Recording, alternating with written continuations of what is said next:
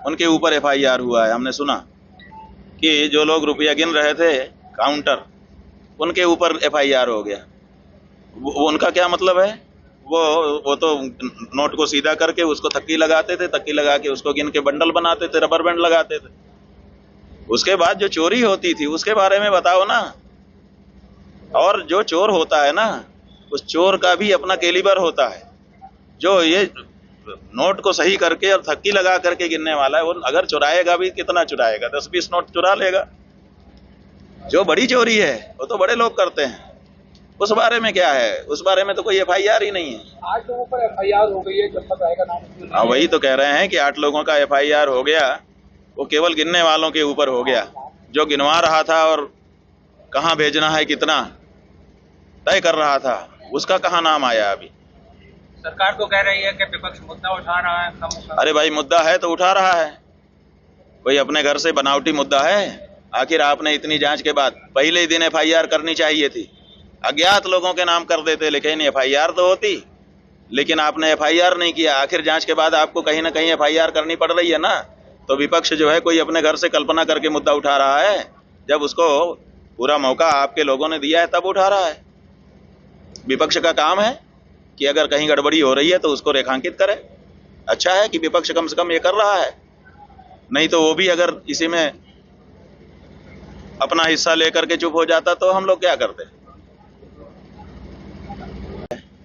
हम स्वागत करते हैं ऐसे कदम का। तो ये सब कुछ 24 नवंबर 2024 को यहाँ एक धार्मिक स्थल है, उसका निरीक्षण हुआ था, उसके बाद ये हुआ है। ठीक है, हमारा ये कहना है कि योगी की सरकार जब काशी में हमारे पौराणिक मंदिरों को तोड़ तोड़ करके फेंक देती है और उसकी मूर्तियां फेंक देती है, तब आप लोग ये प्रशंसा नहीं करते हैं कि इन्होंने बड़ा अच्छा काम किया। संभल में चूंकि मुसलमानों के कब्जे में है, तो मुसलमानों के कब्जे वाली चीज को आप निकाल करके कह रहे हैं कि हम बड़े तीर्थ के हिमायती हैं। और जो काशी में जो हिंदुओं के ही कब्जे में था, किसी मुसलमान का कब्जा नहीं था, वहां पे आपने मंदिरों को तोड़ तोड़ करके और मूर्तियों को तोड़ तोड़ करके नाले में फेंक दिया। तब कहाँ गया था आपका हिंदुत्व? आप केवल संभल से प्रशंसा पा जाएंगे। आपका आकलन इतिहास करेगा और बताएगा कि औरंगजेब से भी ज्यादा अन्यायी अगर कोई था तो आप लोग थे हिंदुओं के लिए। राम मंदिर में तो मनमानापन शुरू से हो रहा है।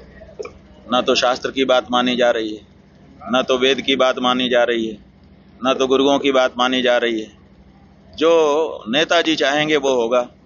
तो नेताजी ने जिन जिन को चाहा कि ये लोग ट्रस्टी बन के वहाँ बैठे हैं और हमारी ओर से मैनेजमेंट संभालें, साधु संतों को तो दूर कर दिया गया, पंडित पुजारियों को उसमें रखा नहीं गया, तो उनके कार्यकर्ताओं का ट्रस्ट बनाया गया।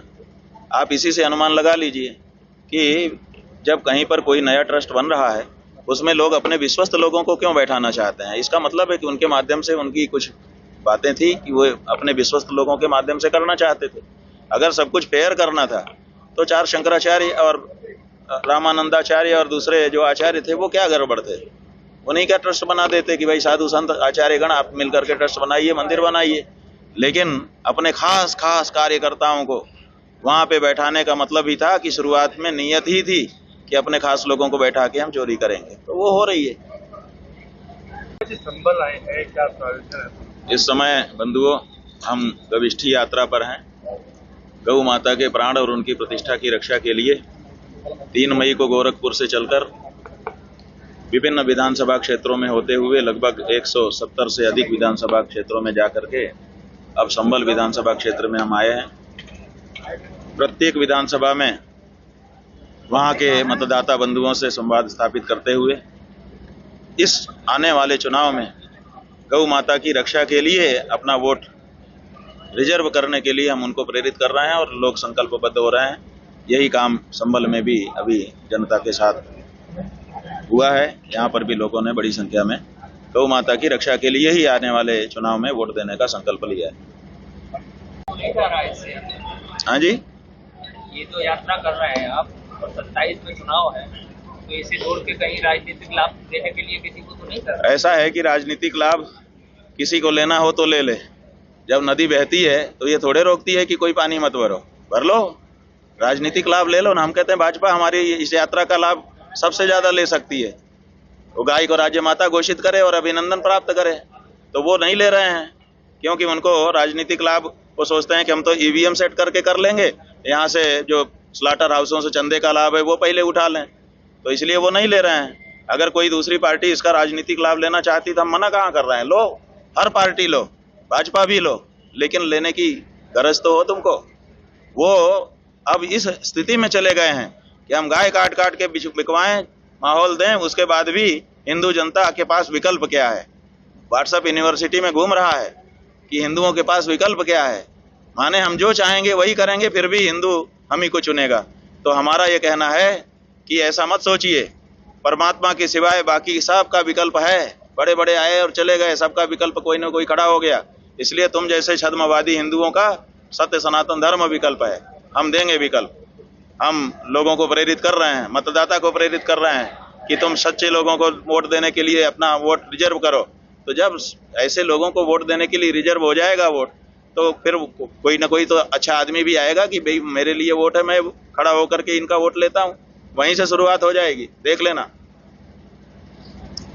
भाजपा को जो है नकली पार्टी का नकली पार्टी नहीं, पार्टी तो असली है, क्योंकि चुनाव आयोग में पंजीकृत है। हमने ये नहीं कहा कि वो नकली पार्टी, हमने कहा कि उसमें जो हिंदुत्व है वो नकली हिंदुत्व है, और उसका पूरा प्रमाण भी हमने दिया अपने व्याख्यान में। आपने सुन लिया कि जो असली हिंदू है वो वेद शास्त्र मानता है, ये लोग वेद शास्त्र नहीं मानते। असली हिंदू जो है वो गुरु मानता है, ये लोग गुरु नहीं मानते। असली हिंदू जो है वो पतिव्रता पत्नी मानता है, माने चरित्र के ऊपर दृढ़ता रहता है। इन्होंने समलैंगिकता का कानून बना दिया कि नहीं, अब समलैंगिकता अपराध नहीं है। व्यभिचार, एडल्टरी, उसका कानून बना दिया कि नहीं, अब वो व्यभिचार भी जो है अब गैर कानूनी नहीं है, माने अपराध नहीं है। तो ये सब छूट क्या हिंदू दे सकता है? क्या हिंदू संस्कृति के अनुरूप है ये सब? तो जब हमारे हिंदू संस्कृति के विपरीत आप एक के बाद एक काम करते चले जा रहे हैं, तो हम आपको नकली हिंदू कह रहे हैं, क्योंकि आप नाम हिंदू का लेते हैं कि हम हिंदू पार्टी हैं, हिंदू पार्टी हैं। अरे आप तो वहीं नकली हो जाते हो जब आप चुनाव आयोग में जाके शपथ पत्र देते हो कि हम धर्मनिरपेक्ष पार्टी हैं, हमें पंजीकृत करिए, और जब पंजीकृत हो जाते हैं तो बाहर पब्लिक में आके कहते हैं हम हिंदू पार्टी हैं। आप तो पहले धर्मनिरपेक्ष पार्टी हो ना। इस देश में जितनी पार्टियां सब धर्मनिरपेक्ष हैं, क्योंकि चुनाव आयोग धर्मनिरपेक्षता की शपथ के बिना पंजीकरण ही नहीं करता है। तो आप पहला झूठ तो वहीं बोलते हो, लेकिन हम मानते हैं कि भाई वो तो तकनीकी कारण से आपकी मजबूरी रही होगी, लेकिन आपके मन में हिंदू भावना है, ऐसा मान करके आप बोल रहे हैं, तब आपके आचरण हमको देखने पड़ते हैं, और आपके आचरण तो सब हिंदू धर्म से विपरीत ही है। तो हम कैसे माने कि आप हिंदू पार्टी हैं? इसका मतलब हिंदू पार्टी है नहीं, हिंदू धर्म के विपरीत काम कर रही हैं और नाम हिंदू का ले रही हैं, इसलिए नकली हिंदू ही तो हो गए, और क्या हुआ।